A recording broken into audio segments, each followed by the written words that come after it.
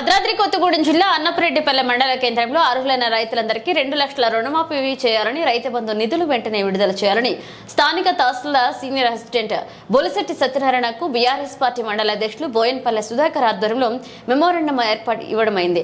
అనంతరం బోయనపల్లె సుధాకర్ మాట్లాడుతూ తెలంగాణలో నూతన కాంగ్రెస్ ప్రభుత్వం ఏర్పడి నేటికి 8 నెలలు గడిచిందన్నారు. ఇక అధికారంలోకి వచ్చిన వెంటనే రైతులకు 2 లక్షల రూపాయల రుణమాఫీని గద్దెనెక్కిన కాంగ్రెస్ ప్రభుత్వం ఆగస్టు 15న అరాకొరగా రుణమాఫీ చేసి చేతులు దులుపుకున్నదని రైతులను మోసం చేస్తుందన్నారు.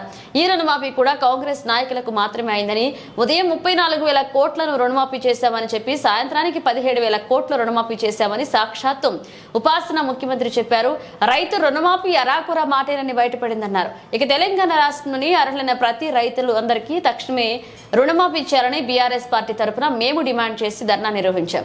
ఖరీఫ్ సీజన్ సగం గడిచేందుకు ఇంతవరకు రైతు బంధు నిధులను విడుదల చేయకుండా కాలక్షేపం చేస్తున్నారన్నారు. ఈ ప్రభుత్వానికి రైతులే తగిన బుద్ధి చెప్తారని, ఆర్ఆర్ఆర్ బట్టి నిధులను కూడా వెంటనే విడుదల చేయాలని డిమాండ్ చేశారు. ఈ కార్యక్రమంలో బీఆర్ఎస్ పార్టీ నాయకులు బోయనపల్లె సుధాకర్, వైఎస్పీ మామిళ్లపల్లె రామారావు, పెద్దగొండ్ల పుల్లారావు, చల్లా రాంబాబు, భారత్ రాంబాబు, బీఆర్ఎస్ శ్రేణులు పాల్గొన్నారు. రైతు రుణమాఫీ వెంటనే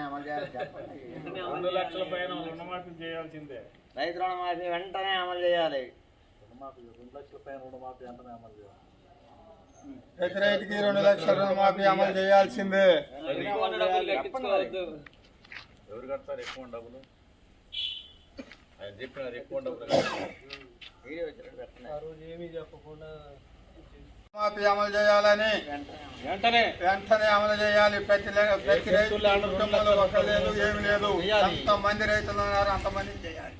షరతులు లేకుండా రుణమాఫీ లేకుండా ప్రతి ఒక్క రైతుకి 2 లక్షల రూపాయలు రుణమాఫీ చేయవలసిందిగా కోరుతున్నాం. రుణమాఫీ అమలు చేయాలి. రుణమాఫీ అందరికీ రుణమాఫీ అందరికీ రుణమాఫీ ఏ షరతులు లేని 2 లక్షల రుణమాఫీ షరతులు లేని రుణమాఫీ